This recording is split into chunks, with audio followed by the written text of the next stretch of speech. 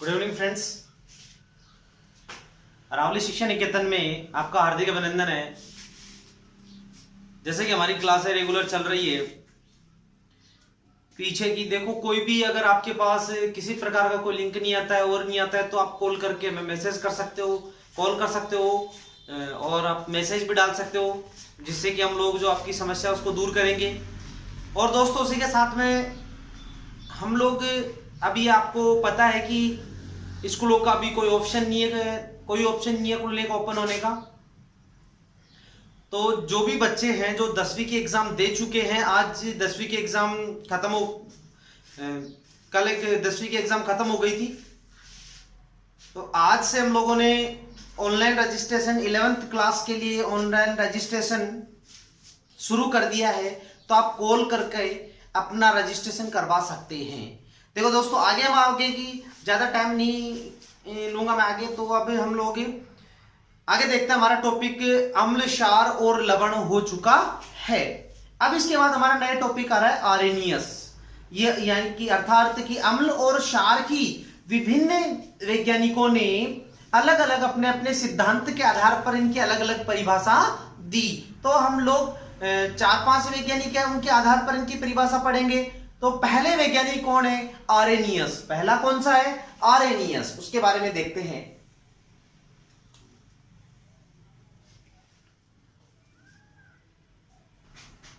तो दोस्तों, जैसे कि मैं बता रहा हूं कि आपको आर्हेनियस की संकल्पना या आर्हेनियस की अवधारणा, आर्हेनियस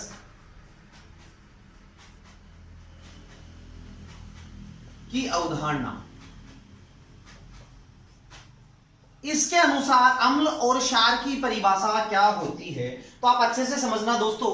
इसके अनुसार अम्ल और, देखो अभी आपको समझना है, केवल लिखने के लिए मैं आपको नोट्स राइट कर दूंगा, तो आप वो नोट्स राइट कर लेना, पहले आप इसको समझ लो। जैसे कि अम्ल और क्षार, अम्ल इसके अनुसार ये अम्ल किसे कहते हैं और क्षार किसे कहते हैं। किसी भी प्रकार का कोई यौगिक होता है तो उसका जब जलीय अपघटन किया जाता है, जब उसका जलीय अपघटन किया जाता है तो उसमें जो H+, अगर उस यौगिक में H+ आयन बाहर जा रहा है या निकल रहा है तो वो अम्ल कहलाता है। और जिसमें OH- मतलब हाइड्रोक्सिल आयन बाहर निकल रहा हो तो उसे क्या कहते हैं? क्षार कहते हैं। उसे क्या कहते हैं? क्षार कहते हैं। देखो ध्यान से, जिसमें हाइड्रोजन, जिस यौगिक में हाइड्रोजन अपघटित तो जलीय अपघटन करने पे हाइड्रोजन निकलता है तो उसे अम्ल कहते हैं। उसे क्या कहते हैं? अम्ल कहते हैं। और जिसमें OH- निकलता है, अर्थात हाइड्रोक्सिल आयन निकलता है, उसे क्या कहते हैं? क्षार कहते हैं। अब इसमें एग्जांपल आएंगे, मैंने आपको प्रबल अम्ल भी समझा दिया है, प्रबल क्षार भी समझा दिया है, दुर्बल अम्ल भी समझा दिया है और दुर्बल क्षार भी समझा दिया है। तो ये आपके भी एग्जाम्पल आएंगे आगे। इसमें बहुत से एग्जाम्पल, जैसे मैं पहले आपको पढ़ाता हूं अम्ल। अपन अम्ल से स्टार्ट करते हैं, तो अम्ल के कुछ एग्जाम्पल समझा रहा हूं पहले। जैसे कि अम्ल कहां कैसे काम में, देखिए HCl है, HNO3, बहुत से एग्जाम्पल है, H2SO4। देखो इसमें इसका जलीय अपघटन करते हैं, मतलब H2O की उपस्थिति में इसका अपघटन करते हैं तो H+Cl-, अर्थात H+ हाइड्रोजन आयन निकल रहा है ना। तो ये किस प्रकार का यौगिक है? ये क्या है? अम्ल है। कैसा है ये? अम्ल है। इसकी प्रकृति कैसी है? अम्लीय प्रकृति है। इसमें देखो, इसमें भी H+ आयन निकल रहा है और NO3- किस प्रकार का यौगिक है? ये भी अम्लीय यौगिक है, या ये भी क्या है? अम्ल है। तो आपको शायद अच्छे से अभी समझ में आ गया होगा। तो मैं आपके इसके नोट्स अभी राइट कर देता हूं, तो आप अम्ल के बारे में नोट्स राइट कर लो। और क्षार का जैसे आगे टॉपिक चलेगा, आर्हेनियस के अनुसार क्षार की परिभाषा, तो वो क्षार में समझा दूंगा। ओके, देखो दोस्तों, मैंने आपको अभी परिभाषा इसकी समझा दी है। क्या है आर्हेनियस की अवधारणा? मतलब इनके अनुसार अम्ल तथा क्षार की परिभाषा निम्नलिखित है। वह पदार्थ जो जलीय विलयन में अपघटित होकर हाइड्रोजन आयन देता है उसे क्या कहते हैं? उसे क्या कहते हैं? अम्ल कहते हैं। ध्यान दो दोस्तों, ध्यान से पढ़ा करो, जो भी 10-15 मिनट अपना जो क्लास होती है उसके अंदर ध्यान से 10-15 मिनट देख के पढ़ लिया करो, जिससे कि आपको जो बेसिक कॉन्सेप्ट होता है या फिर जो भी आपकी बेसिक कंप्लीट नहीं है तो वो बेसिक कंप्लीट होता जाएगा। देखो दोस्तों, वह पदार्थ जो जलीय विलयन में अपघटित होकर क्या करता है, हाइड्रोजन आयन दे देता है या हाइड्रोजन आयन त्याग देता है, अलग हो जाता है, उसे क्या कहते हैं, उसे क्या कहते हैं दोस्तों, उसे क्या कहते हैं, अम्ल कहते हैं। उसे क्या कहते हैं, अम्ल। ये किसने कही ये बात, आरेनियस ने बताई थी ऐसी बात कि अम्ल जो हाइड्रोजन आयन देता है उसे अम्ल कहते हैं। इसके कुछ एग्जांपल देखना, HCl हाइड्रोक्लोरिक अम्ल, इसका देखो H प्लस आयन दे रहा है प्लस Cl माइनस। ध्यान दो दोस्तों, आगे बहुत से एग्जांपल ऐसे हैं जो आप जैसे H2CO3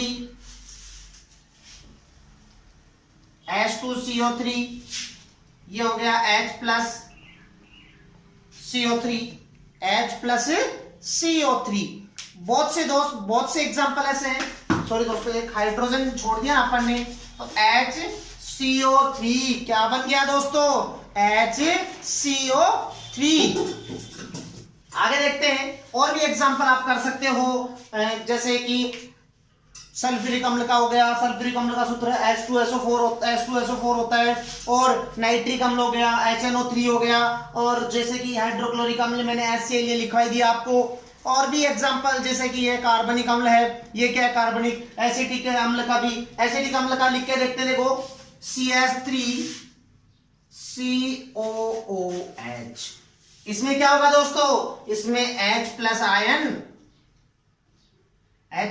बाहर निकल जाएगा, और क्या हो जाएगा, CH3COO माइनस हो जाएगा। आ गया दोस्तों समझ में। मैं समझ सकता हूं कि मुझे आशा करता हूं कि आप लोगों को ये चीज अच्छे से समझ में आ गई होगी। ओके, राइट नाउ आप ये जो एग्जांपल है, ये नोट्स है, अच्छे से कि नोटबुक अच्छे से बना लीजिए और उस नोटबुक में इनको उतार लीजिए। ओके, राइट नाउ देखो दोस्तों, मैंने आपको अभी अम्ल समझा दिया कि आरएनएस के अनुसार अम्ल किसे कहते हैं। अब अम्ल के अंदर भी मैंने एक चीज बताई थी आपको कि प्रबल अम्ल और दुर्बल अम्ल। कौन सा, प्रबल अम्ल और दुर्बल अम्ल। देखो दोस्तों, आरएनएस ने प्रबल अम्ल किसे कहा है और दुर्बल अम्ल किसे कहा है। तो देखो दोस्तों, मैं बता रहा हूं कि प्रबल अम्ल का मतलब ये कह रहा है कि जलीय विलयन में वह अम्ल जो जलीय विलयन में पूर्णतः क्या हो जाए, आयनित हो जाए, पूर्णतया क्या हो जाए, आयनित हो जाए, कि उसका पूर्णतः वो क्या हो जाए, वियोजित हो जाए, अलग हो जाए, उसे क्या कहते हैं, प्रबल अम्ल कहते हैं। और दुर्बल अम्ल किसे कहते हैं, ये दुर्बल अम्ल किसे कहते हैं कि वह जलीय विलयन में, जो जलीय विलयन होता है उसमें पूर्णतः आयनित नहीं होता है, पूर्णतः क्या नहीं होता है, आयनित नहीं होता है, मतलब उसका वियोजन नहीं होता है, पूर्णतः वह उस पदार्थ से अलग नहीं होता है। देखो दोस्तों, इसमें क्या है कि वह पूर्णतः वियोजन हो जाता है उसका, और इसमें पूर्णतः वियोजन नहीं होता है। अब मैं आपको इसमें इसके एग्जाम्पल बताता हूं, और इसके एग्जाम्पल बताता हूं वो आपको भी मैं नोट्स करवाऊंगा, उसके अंदर आपको एग्जाम्पल बताऊंगा। मैं आशा करता हूं कि आपको अच्छे से समझ में आ गया होगा। ओके, आगे मैं समझा रहा हूं आपको, आगे देखते हैं दोस्तों। ओके दोस्तों, जैसे कि मैंने अभी आपको पहले समझा दिया, ये नोट्स लिखने के लिए मैंने राइट कर दिया है, एक बार फिर से एक बार मैं समझा देता हूं इसको कि प्रबल अम्ल किसे कहते हैं। कुछ अम्ल ऐसे होते हैं जो जलीय विलयन में पूर्णतया अपघटित हो जाते हैं। क्या हो जाते हैं दोस्तों, पूर्णतया अपघटित हो जाते हैं या आयनित हो जाते हैं। उसे क्या कहते हैं, ऐसे अम्लों को, ऐसे अम्ल प्रबल अम्ल कहलाते हैं। कौन से अम्ल कहलाते हैं दोस्तों? प्रबल अम्ल, कि वो प्रबल, उनकी प्रबलता ज्यादा है। ऐसे एग्जांपल जैसे HCl है, H2SO4, HNO3, ऐसे एग्जांपल, कुछ एग्जांपल है जो प्रबल अम्ल के एग्जांपल होते हैं। आगे देखो, इंपॉर्टेंट क्वेश्चन है, यहां से क्वेश्चन बनने के चांसेस 100% रहते हैं, तो आप इसको ध्यान से पढ़िए। आगे दुर्बल अम्ल हो गया। दुर्बल अम्ल किसे कहते हैं? कुछ अम्ल जलीय, कुछ अम्ल ऐसे होते हैं जो जलीय विलयन में पूर्णतया अपघटित नहीं होते हैं या पूर्णतया आयनित नहीं होते हैं। अर्थात उनका मीन्स क्या है कि वो जो पदार्थ होता है, जो यौगिक होता है, उस यौगिक से या उस पदार्थ से वो पूर्ण रूप से वियोजन या अलग नहीं होते हैं। ध्यान से दोस्तों, ध्यान से देखो दोस्तों, 5-10 मिनट का अपनी क्लास होती है, उसमें भी आप ध्यान से पढ़ा करो। आगे देखो दोस्तों, उसके एग्जांपल है CH3COOH हो गया, आगे एग्जांपल हो गया H2CO3 हो गया। ये कुछ एग्जांपल इनके दिए हुए हैं। ओके, आप इनको राइट कर लीजिए। मैंने देखो आपके लिए डेफिनेशन इतना इजी बना दिया है कि एक डेफिनेशन याद हो गई, मींस दूसरी आपको याद करने की जरूरत नहीं है। देखो इसमें कुछ चेंज नहीं किया, मैंने नहीं चेंज कर दिया, नहीं होता है, बस थोड़ा बहुत समझने का फेरबदल होता है। ओके, राइट नाउ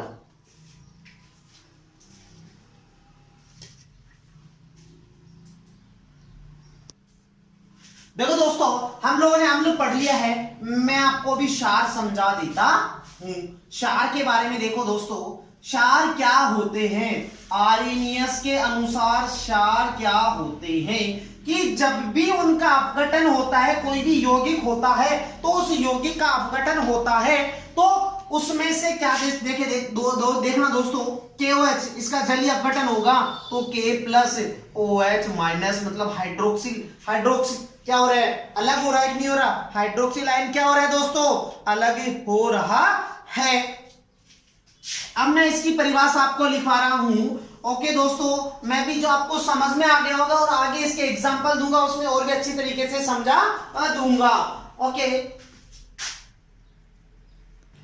देखो दोस्तों, मैंने अम्ल आपको अच्छी तरीके से समझा दिया, शायद अम्ल भी आपको अच्छे से समझ में आ गया होगा। अगर अम्ल आपको अच्छे से समझ में आ गया तो आपको ये उससे रिलेटेड है केवल, तो आप इसको ऐसे ही समझ सकते हो। इसमें कोई इतना परेशानी की कोई बात नहीं है कि आप इसको इधर रट्टा मारने की कोशिश करो, ये बिल्कुल उसका उल्टा है। उसमें क्या था देखो, परिभाषा में सेम टू सेम एक ऐसा इजी वे बनाता हूं कि बच्चों को, जो स्टूडेंट होते हैं, उनको किसी प्रकार की कोई दिक्कत नहीं होती है। उसी कारण से मैं जो डेफिनेशन, जो परिभाषा बनाता हूं, वो दोनों परिभाषा एक दूसरे से मिलते जुलते बनाता हूं। देखो दोस्तों, वह पदार्थ जो जलीय विलयन में अपघटित होकर, वहां क्या था, याद करो क्या था? H+ आयन, अर्थात हाइड्रोजन आयन। क्या था दोस्तों? हाइड्रोजन आयन था। बट क्षार के अंदर क्या आ गया? हाइड्रोक्सिल आयन आ गया। पूरी परिभाषा में 2 वर्ड चेंज हुए और कुछ भी चेंज नहीं हुआ है। हाइड्रोक्सिल और क्षार चेंज हुआ है और कुछ भी चेंज नहीं हुआ है। अगर आपको वो परिभाषा याद है तो ये परिभाषा बिल्कुल इसी में याद हो जाएगी कि वह पदार्थ जो जलीय विलयन में अपघटित होकर हाइड्रोक्सिल आयन देते हैं, उसे क्या कहते हैं दोस्तों? क्षार कहते हैं। उसे क्या कहते हैं? क्षार कहते हैं। इसके एग्जांपल बहुत से एग्जांपल है, जैसे KOH, इसका देखो रिएक्शन K+, पोटेशियम हाइड्रोक्साइड है, पोटेशियम हाइड्रोक्साइड क्या दे रहा है? OH- दे रहा है। NaOH है, सोडियम हाइड्रोक्साइड, सोडियम हाइड्रोक्साइड भी क्या देगा? Na+ और OH-। ऐसी बहुत सी रिएक्शन है। कैल्शियम हाइड्रोक्साइड CaOH का ट्वाइस, CaOH का ट्वाइस, इसका क्या होगा दोस्तों? इसका हो गया Ca+। देखो दोस्तों, इसका हो गया Ca+OH-। अब कहोगे सर OH इधर 2 है, तो बिल्कुल संतुलित करने के लिए आगे लगा दो, बराबर काम बराबर हो गया। आगे ऐसे ही देखो, NH4OH हो गया, NH4OH हो गया। इसकी भी क्या होगा दोस्तों? इसका भी हो गया NH4OH- हो गया, NH4 OH माइनस हो गया। ऐसे बहुत से एग्जांपल है, बस आपके लिए इंपॉर्टेंट कुछ एग्जाम्पल होते हैं जो हमारे डेली लाइफ में, जो हमारी एग्जाम होती है, बड़ी एग्जाम, कॉम्पिटिटिव एग्जाम हो गई या 10th 12th जो भी एग्जाम होती है, इनमें यही क्वेश्चन पूछा जाता है, इनके बाहर से क्वेश्चन नहीं आता है। Okay, right now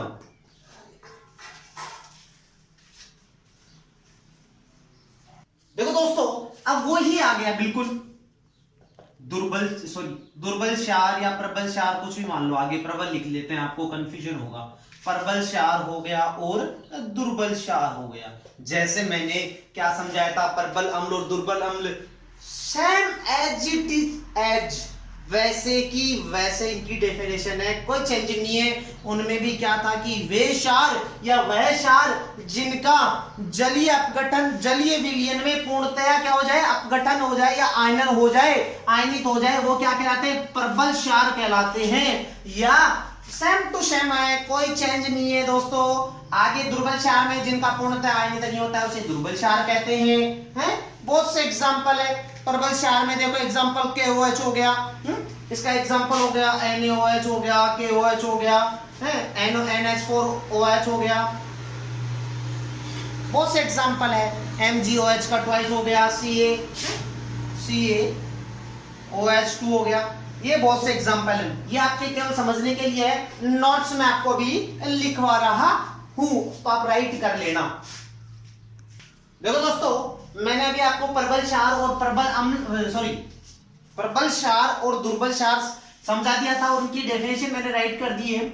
same to same बेटा, कुछ भी चेंज नहीं है, वो का वही। जैसे मैंने प्रबल अम्ल में बताया था कि वे क्षार, उसमें कहा था कि वे अम्ल जिनका जलीय विलयन में अपघटन करने पे या जलीय विलयन में पूर्णतः आयनन हो जाता है, उसे प्रबल अम्ल कहते हैं। इसमें भी वैसा ही है, क्षार आ गया अम्ल की जगह, कि क्षार वे क्षार जिनका जलीय विलयन में पूर्णतः अपघटन या आयनन हो जाता है, उसे क्या कहते हैं दोस्तों, उसे प्रबल क्षार कहते हैं। प्रबल क्षार के एग्जांपल क्या क्या है, KOH, NaOH हो गया।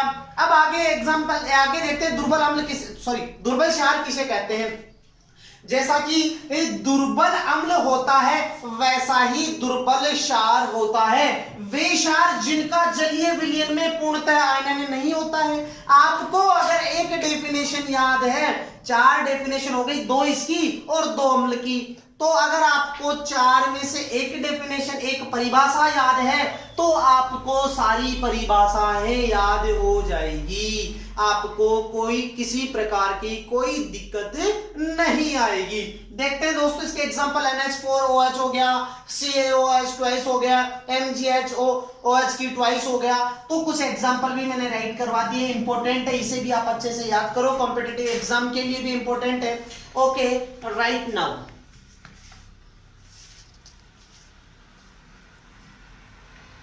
ओके दोस्तों, मैंने जैसे कि आपको अभी आरएनएस के अनुसार अम्ल और क्षार समझा दिया है, और उसमें भी प्रबल अम्ल और दुर्बल अम्ल और प्रबल क्षार और दुर्बल क्षार के बारे में मैंने आपको ये समझा दिया, आपको शायद अच्छे से समझ में आ गया होगा। और जिस भी स्टूडेंट को जो समझ में नहीं आया है, तो आप वीडियो को रिवर्स करके वापस से दोबारा से समझ सकते हैं। फिर भी समझ में नहीं आया तो आप कमेंट बॉक्स में जाके कमेंट करके हमें बता सकते हैं कि सर हमें ये टॉपिक समझ में नहीं आया है। अब देखते हैं कि इसमें बहुत सी चीजें कि इसकी कमियां क्या हैं। इसमें अरे एक चीज देखो, हर चीज होती है उसमें कमी जरूर मिलती है। दूसरी चीज, इसमें ये किस प्रकार की अभिक्रिया है उसके बारे में मैं आपको बता रहा हूं दोस्तों। इसमें देखो, आरएनएस के अनुसार अम्ल और क्षार क्रिया करने पर हाइड्रोजन और हाइड्रोक्सिल आयन देते हैं। ये मैंने पहले बता दिया आपको, दोनों परिभाषाओं मैंने अच्छे से समझा दी है चीज। तो आप लोग अगर वहां अच्छे से समझ में आ रहा है तो वहां मैंने समझाई थी चीज, समझाई थी कि नहीं अभी थोड़ी देर पहले। तो ये चीज ध्यान दो कि वहां से है कि ये कह रहा है कि अम्ल और क्षार की क्रिया कराने पर हाइड्रोजन आयन और हाइड्रोक्सिल आयन परस्पर संयोग कर देते हैं। अब यही आपस में क्या करते हैं, संयोग करते हैं, मतलब जुड़ते हैं या क्रिया करते हैं, संयोग कर जल का निर्माण करते हैं। इस क्रिया को उदासीनीकरण क्रिया कहते हैं। जो ये क्रिया होती है, इस क्रिया को कौन सी क्रिया कहते हैं, उदासीनीकरण क्रिया कहते हैं। अर्थात इसके अंदर ऊष्मा मुक्त होती है, मतलब ऊष्मा बाहर निकलती है।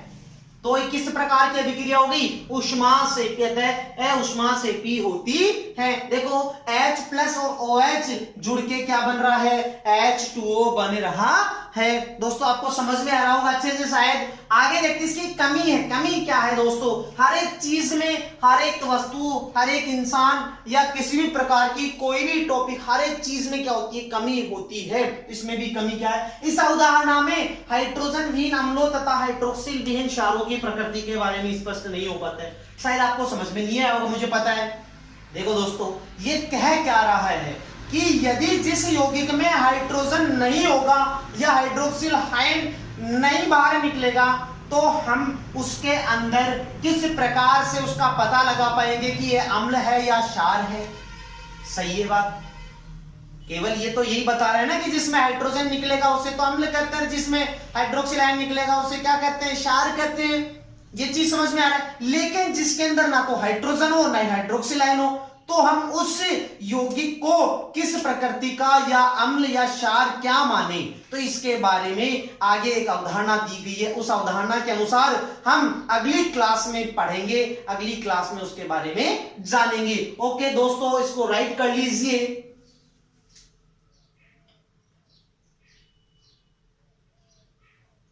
ओके दोस्तों आप लोगों को शायद टॉपिक वाइज हर चीज समझ में आ रही होगी, तो मैं ज्यादा टाइम आपका वेस्ट नहीं करते हुए मैं यही कहना चाहता हूं कि अपने दोस्तों को जो हमारा वीडियो अधिक से अधिक शेयर कीजिए और आप लोग सब्सक्राइब कीजिए, जिससे कि आने वाला वीडियो आपके पास उसके नोटिफिकेशन पहले से आ जाए। ओके दोस्तों आप लोग रेगुलर हमारी क्लास लीजिए।